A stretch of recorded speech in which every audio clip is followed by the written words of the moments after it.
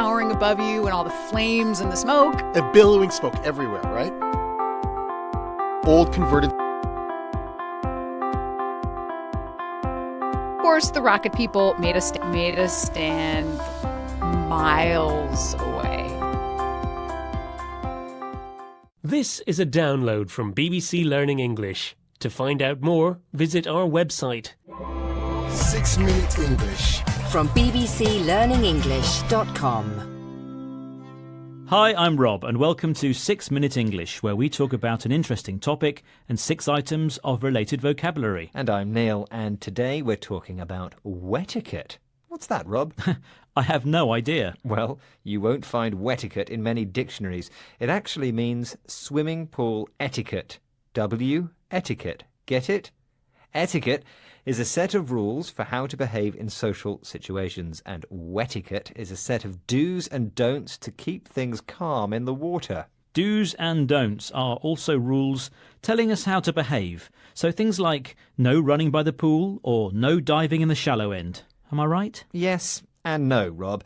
Those are traditional swimming pool rules, but wetiquette covers slightly different things. OK, well, before we get to those, I have a question for you, Neil. According to the US Water Quality and Health Council, how many people admitted to not showering before using the pool? Is it A, 7%, B, 17%, or C, 70%? Well, I'm going to be optimistic and say 7%, Rob. Ah, so I take it you do always take a shower before swimming, Neil? Correct. Taking a quick shower is such an easy thing to do, and it stops all that horrible sweat and bacteria getting in the pool water. I can't understand why some people don't do it. I can see it's making you quite hot under the collar, and that means angry. Let's listen to swimming specialist Jenny Landreth talking about what annoys her. I'm very keen on my wetiquette in It's the that pool. thing where people can get quite cross about, which is, do you go around clockwise or anti-clockwise? Do you overtake or not? Yeah, people need a rule. We need to observe the rules of the pool, and I'm very keen on that. And most other swimmers will suffer from lane rage if people are in the wrong lane of the pool and don't know how to observe the rules of that lane. Lane rage, you mean if you're a kind of slow swimmer and you dare to go in the fast swimmer? Well, I hate to say it, but it is quite often that gentlemen quite often misjudge their speed and think they're slightly faster than they are. The male ego. They quite often don't like it if there's a woman swimming faster than them. So very often they'll go in the slightly faster lane and should be gently encouraged by wetiquette to get into the correct lane. Know your speed. I Yeah. have been. Yes. That was Jenny Landreth, a swimming specialist, talking about the things that annoy her about other people in the pool. Yes, Jenny doesn't like it when people are slower than they should be for the fast lane. Older men, like you, Rob. Neil, how dare you? Yes, Jenny gets lane rage. Lane rage, where swimmers get hot under the collar when there's a slow swimmer in the fast lane. Swimming lanes are the vertical sections of a swimming pool that are often labelled as fast, medium and slow. Do you know your speed, Neil? Yes, I'm fast. Are you sure you're not misjudging your speed? Do you think you might actually be a medium fast swimmer? To misjudge means to guess something wrongly, and our ego is the idea we have of ourselves with regards to how important we feel we are. And to answer your question, Rob, no, I'm definitely fast. Are there other things swimmers should be aware of in the pool? Yes. If somebody taps your foot, it means they want to overtake you.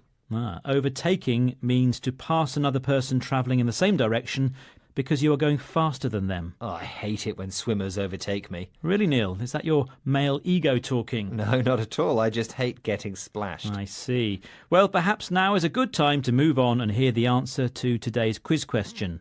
Remember I asked, how many people admitted to not showering before using the pool? Is it A, 7%, B, 17%, or C, 70%? I said 7%, and I hope I'm right. Well, I'm afraid you're wrong, Neil. It's actually 10 times that amount. It's 70%. Ugh. The 2012 US report from Water Quality and Health Council found that around 70% of people do not shower before taking a swim in the pool, adding to the number of germs in the water. Perhaps swimming pools should start fining people who don't take a shower. That might make a difference. Now, let's go over the words we learned today. Yes, the first one is do's and don'ts, which are rules telling us how to behave in a particular situation. For example, What are the do's and don'ts of meeting the Queen? Good question. Is the correct etiquette to call her Your Highness or Ma'am? Are there certain subjects you shouldn't talk about? Do you shake a hand or curtsy? These are things you need to know, or else the Queen might get hot under the collar. That's our next word, and it means angry. Both politicians got hot under the collar and insulted each other. OK, number 3 is lanes, which are the vertical sections of a swimming pool that are often labelled as fast, medium and slow. Our British Olympic gold medalist is swimming in lane 1. Our next word is misjudge, which means to guess something wrongly. For example, I'm sorry I misjudged you, Rob. Please forgive me. Oh, all right then, Neil. But don't misjudge me again, OK? Next up is ego, which is our sense of how important we are. Losing the race was a huge blow to her ego. And our final word is overtake, which means to pass another person travelling in the same direction because you are going faster than them. I don't enjoy overtaking big lorries on the motorway. Neither do I, Neil. Now, one of the do's and don'ts of this show is not talking for more than 6 minutes, so it's time to say goodbye. But please visit our Twitter, Facebook and YouTube pages and tell us what makes you hot under the collar. And remember, you can explore our website, bbclearningenglish.com, where you'll find guides to grammar, exercises, videos and articles to read and improve your English. Bye-bye. Goodbye. 6 Minute English. From the BBC.